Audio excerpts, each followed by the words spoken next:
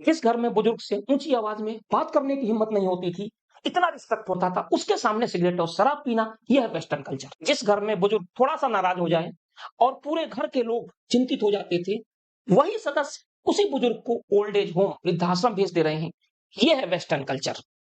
जिस घर में एक बार तंबाकू खाने, उनके सामने सिगरेट और शराब पीना, यह है वेस्टर्न कल्चर। मुश्किल है, लेकिन संभावना है।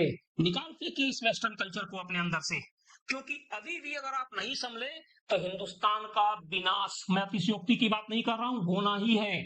अगर चाहते हो कि हमारा धर्म, हमारा समाज पहले की तरह व्यवस्थित रहे, तो इस पश्चिमी सभ्यता को अपने अंदर घुसने न दो। बहुत घुस चुका है ये, अब इससे ज्यादा मत घुसने दो, इसको निकालो, आसान नहीं है। नमस्कार, मैं डीके तिवारी आपका वेलकम करता हूं अपने यूट्यूब चैनल जियो पल्स एनालिसिस पे। बात करने जा रहे हैं हम आज वेस्टर्न कल्चर की।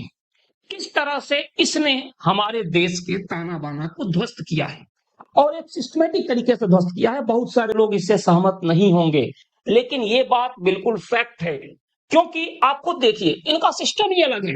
ये इस तरह से नहीं करते कि बस आए और बम गिरा दिया चले गए, ऐसा नहीं है। इन्होंने एक सुनियोजित तरीके से इसको, हमारा जो भारतीय कल्चर है, इंडियन कल्चर है, उसको ध्वस्त किया। इसमें आप कहोगे कैसे, तो सबसे पहला स्टेप हम स्टार्ट करते हैं। सबसे पहले इसने क्या किया, एक स्कूल को टारगेट किया।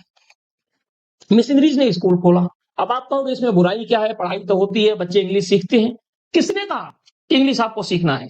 क्या इंग्लिश सीखने के बिना काम नहीं चलेगा? जापान जापानीज में पढ़ते हैं, चाइना वाले चाइनीज में पढ़ते हैं, जर्मनी वाले जर्मन में पढ़ते हैं। क्या वो कम है? क्या अमेरिका की इंग्लिश है तो अपनी उनकी लैंग्वेज है, कोई दिक्कत नहीं है। लेकिन सबसे पहले हमारे दिमाग में यह डाला गया कि अगर आपका बच्चा इंग्लिश नहीं सीखेगा तो पिछड़ जाएगा हर चीज में। ये बात हमारे अंदर घर कर गई। हमने एक होड़ मचा दी कि हमें जाना है मिशनरी स्कूलों में। बस यहीं से सारी चीजें शुरू हुई। लड़का एक बार मिशनरी स्कूल में गया या आपकी लड़की गई, फर्स्ट क्लास से ही या एलकेजी से ही धीरे धीरे उसके दिमाग में डालने लगे कि भैया जो आपका कल्चर है उसमें आपके पिताजी, आपके दादाजी मतलब एक ओल्ड दिखते हैं, पुराने दिखते हैं। सबसे पहले उसके दिमाग में डाला गया।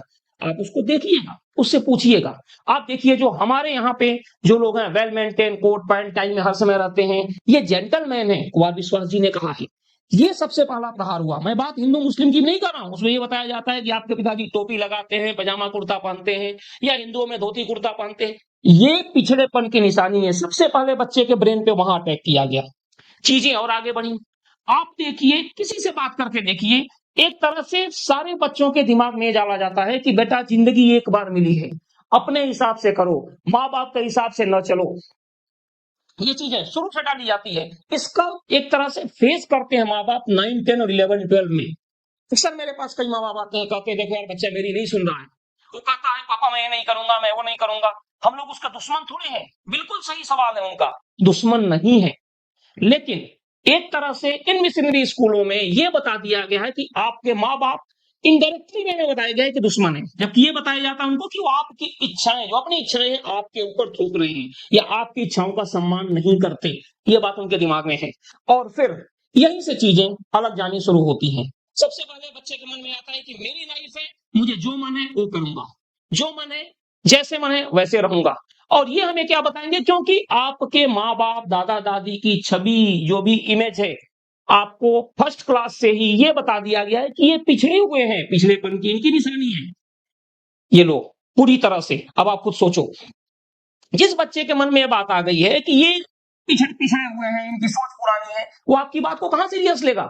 एक दिन में नहीं हुआ है, स्टेप वाइज होता गया।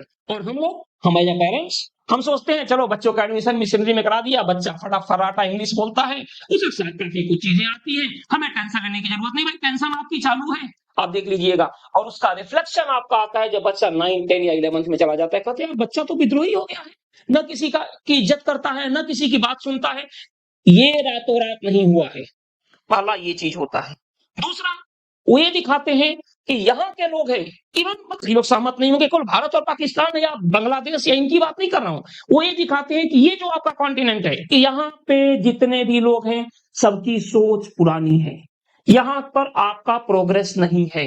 यहाँ के लोग आपके मेंटल लेवल, आपकी उनका आपके बराबरी का नहीं है। फिर वो सोचते हैं चलो यार इससे बढ़िया फॉरेन सेटल हो, बाहर जाओ। यहाँ तीसरा स्टेप, उन्हें ये बताया जाता है कि जैसे हम लोगों के घर में बताया जाता है कि नशा नहीं करना है, ये सब चीजें बेकार हैं, ये कहीं से भी ठीक नहीं है, तो ये उसको ये बताया जाता है नहीं भाई गलत बोलते हैं ये लोग, पूरी तरह से गलत है, कहीं से भी ये सही नहीं है। क्यों? क्योंकि उसे ये बताया जाता है कि हम मॉडर्न तभी होंगे जब हमारे हाथ में शराब की बोतल होगी, हमारे उंगली में सिगरेट होगी, जब हम स्मैक लेंगे, जब हम कोकीन लेंगे, तो हम मॉडर्न कहलाएंगे। सेम कंडीशन लड़कियों में, लड़कियों को भी ये बताया जाता है, जैसे आपने सुना होगा वेब सीरीज में कम से कम एक नहीं दसियों बार कोई भी क्राइम होता है, सोचिए कि कहां तक के लोग पेनिट्रेट कर रहे हैं, कोई भी क्राइम होता है तो उससे पूछा जाता है क्या तुम्हारे बॉयफ्रेंड है, क्या उसके बॉयफ्रेंड थे, उसका आंसर एक कॉमन मिलेगा, वो तो सभी के होते हैं। मीन्स ये बताया जा रहा है वेब सीरीज के माध्यम से, वहां पर मिशनरी के स्कूल में भी काफी हद तक इस चीज को इनडायरेक्टली वे में बताया जाता है कि अगर एक लड़की है तो उसका बॉयफ्रेंड होना चाहिए, जो हमारे यहाँ हमारे कल्चर में नहीं है। क्योंकि अगर ऐसा होगा तो लड़की वहां से विद्रोही होगी, क्योंकि कहीं ना कहीं उन्हें पता है कि लड़के पूरे दिन बाहर रहते हैं, हर चीज को सीरियस नहीं लेते, लड़की घर पे रहती है, माँ बाप के कांटेक्ट में रहती है। लेकिन अगर ऐसी चीजें हो जाए तो कम से कम माँ से तो कांटेक्ट में, बाप के नहीं, लेकिन माँ से जो कांटेक्ट होता है वो थोड़ा सा कम होगा। तो इनको भी अपने कल्चर से दूर किया जा सकता है। सोचिए कितना खतरनाक प्लानिंग है, आज की प्लानिंग नहीं है, बहुत पहले से प्लानिंग इनकी चलती रहती है। मीन्स उसको ये बताया जा रहा है कि अगर आपके बॉयफ्रेंड नहीं है, और काफी हद तक लड़कों के अंदर भी ये बात आ गई, अगर आपकी गर्लफ्रेंड नहीं है तो फिर आप जो है वो पिछड़ेपन की निशानी है, आपकी सोच पुरानी है, आपकी सोच घटिया है, आप ओल्ड सोच वाले हैं। ये कंडीशन बताई जाती है लड़कों के लिए और लड़कियों के लिए। सबसे पहले यहां पे हमारे लिए एक तरह से सबसे बड़ा प्रॉब्लम क्रिएट होता है। फिर इसके बाद से अगले स्टेप में आप जाइए, मोबाइल। मोबाइल में देखिए, मोबाइल में बार बार ये दिखाया जाता है कि फला जो एक्टर है, फला एक्ट्रेस है, ये जूते पहनते हैं, ये घड़ी पहनते हैं, बच्चा डिमांड करते हैं माँ बाप से, क्योंकि वो जूते और घड़ी पहन के आ रहे हैं, एड भी वैसे ही आते हैं। तो अगर लड़के हैं तो लड़कियां आके चिपक रही हैं, लड़कियां हैं तो लड़कों, मतलब उसी चीज को लेकर अट्रैक्शन हो रहा है उनका। तो ये वो डिमांड करते हैं माँ बाप से, मुझे ये चीज चाहिए। बनाता कौन है? यही विदेशी कंपनी। मेन जड़ वही है, स्टार्टिंग से पहले अपने कल्चर को डैमेज करो, फिर उनके अंदर विकृतियां लाओ, फिर उन्हें एक बाजार बना दो।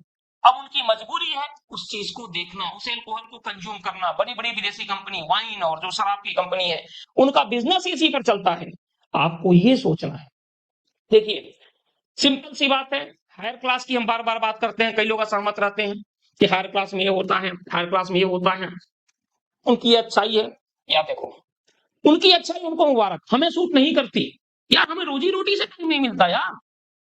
उसके बाद दिखाया जाता है अगर आपने कपड़े पहने, पूरे शरीर को ढक के पहने, तो फिर आपकी सोच जो है पुरानी है, आप इस लायक कोई नहीं। मतलब एक रूढ़िवादी सोच है जिसको कहा जाता है, ये भी हमें बताया जाता है। ये और बड़ी प्रॉब्लम है हमारे लिए।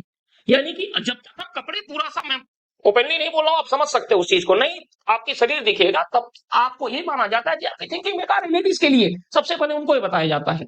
सोचिए यहाँ पे जब तक आप सिगरेट नहीं पियोगे, शराब नहीं पियोगे, रूढ़िवादी सोच में पड़े हुए हो, यहां से उसको टारगेट किया जाता है। रिजल्ट देखिए, हमारे देश में ओल्ड एज होम जो है वो बढ़ते चले जा रहे हैं। हम उस देश के हैं जहां पर एक टाइम अगर घर में बुजुर्ग खाना नहीं खाए तो पूरे घर के सदस्य परेशान हो जाते थे, उस बुजुर्ग को उठा के हम और ओल्ड एज होम में वो भेज दे रहे हैं। कितने शर्म की बात है, लेकिन शर्म नहीं है भाई, इसकी जड़ हम खुद है। धीरे धीरे हम एक बाजार बनते चले जा रहे हैं, वेस्टर्न कल्चर के हाथ से गुलाम होते जा रहे हैं। रही सही कसम, मोबाइल भी पूरा कर दे रहा है। मोबाइल ने क्या किया, बच्चों को अलग किया, मतलब परिवार के जो मेंबर हैं वो आए मोबाइल पर लग गए।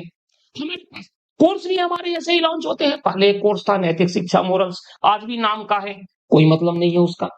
लेकिन कभी भी हम इस पर बात नहीं करते कि भाई हमारा जो ये कल्चर दिन पर दिन वेस्टर्न कल्चर खा रहा है, क्यों खा रहा है भाई, ऐसी क्या वजह है।